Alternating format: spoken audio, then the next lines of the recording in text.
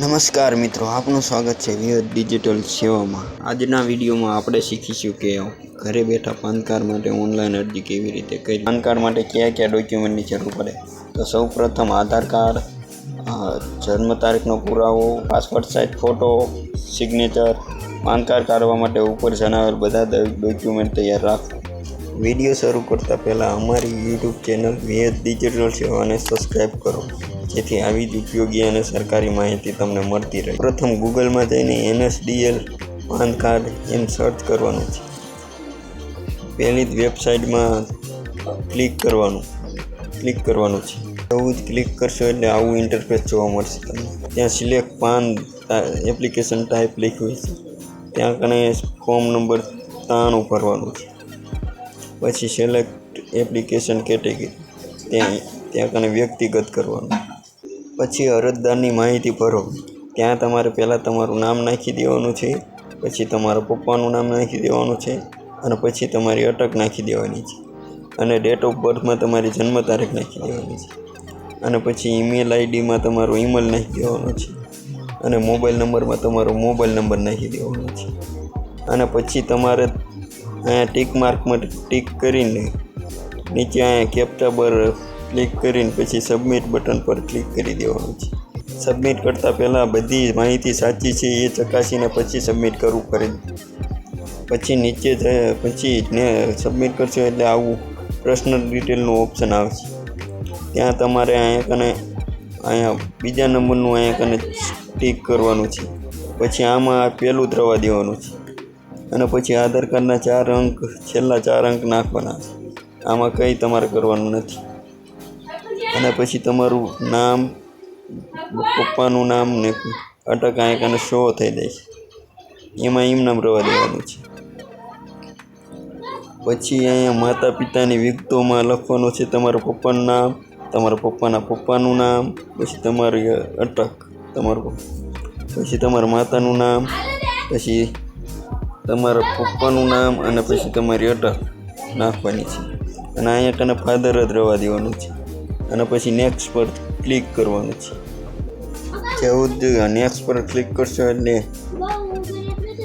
આવું ઇન્ટરફેસ જોવા મળશે।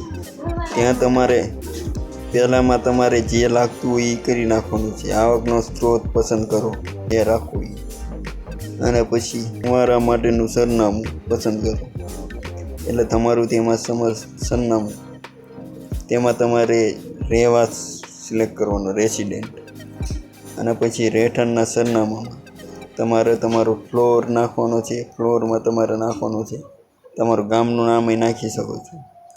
પછી અહીંયા તમારો રોડ, સ્ટ્રીટ, બ્લોક નંબર નાખવાનો છે। પછી તમારે પોસ્ટ ઓફિસમાં પીઓ કરીને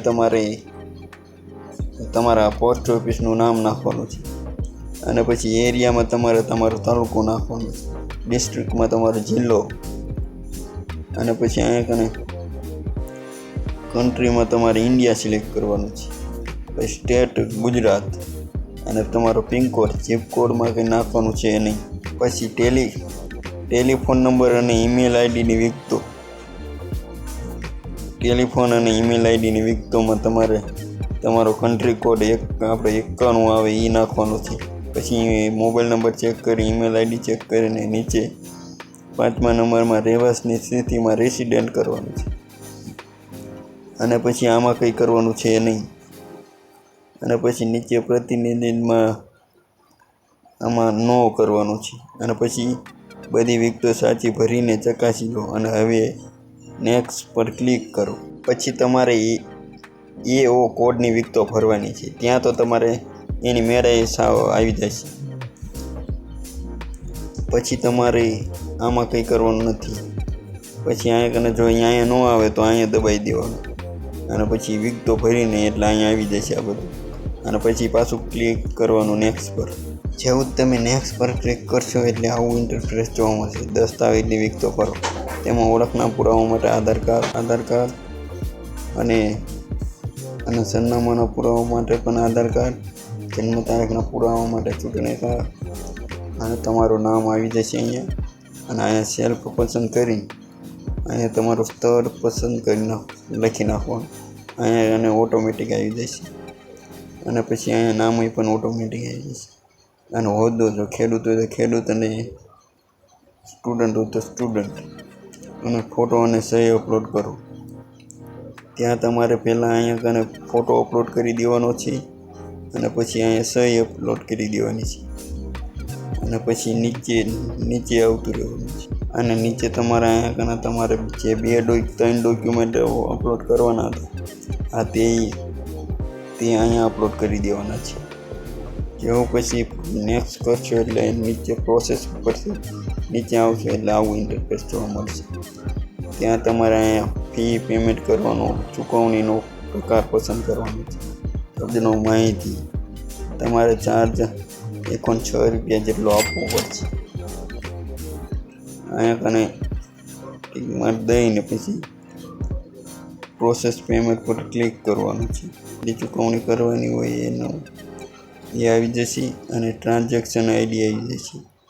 અને પછી તમારી તમામ વિગતો ચકાસી લીધી પછી પે કન્ફર્મ પર ક્લિક કરવું.